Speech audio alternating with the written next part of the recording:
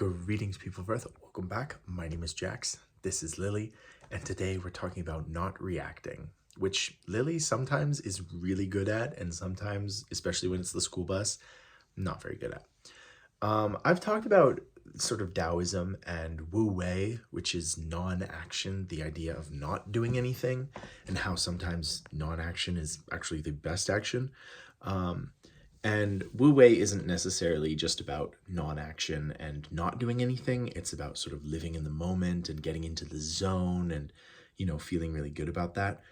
What I'm more talking about today is the idea of just not reacting to certain events or not letting people get a rise out of you or manipulate you in some way.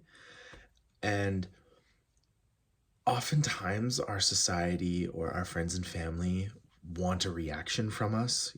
Somebody is doing something to sort of manipulate us or get us to react or respond in a negative way or something.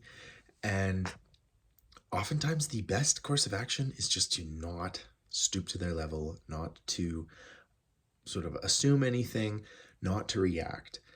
This can be a very powerful tool. It's the same reason and it's the same methodology of why silence is powerful.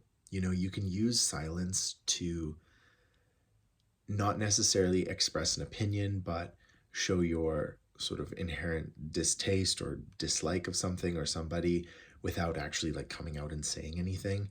And it's the same kind of thing with not reacting, is you're not giving these people power or ammunition to fuel anger or dislike or criticism or manipulation. You're not giving them any fire, any fuel to their fire.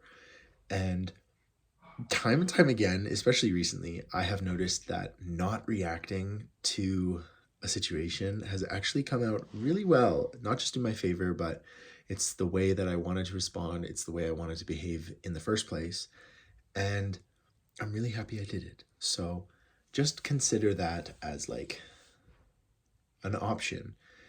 I think a lot of times we are faced with, yes or no. Do you support or do you hate? And there's never any middle ground. You can just decide to walk away. I often see these interviews that people do on the street, and they just corner people and they say, what is your opinion on this? What is your opinion on this? And I watch these videos and I just sometimes shake my head and I'm like, why don't these people just walk away? Why do they decide to engage in a stupid question about left or right or whatever? I just think it's such a strange format. But a lot of people will get riled up or they'll respond, or the interviewer is trying to make you respond. They're trying to get the reaction. That's what makes it viral.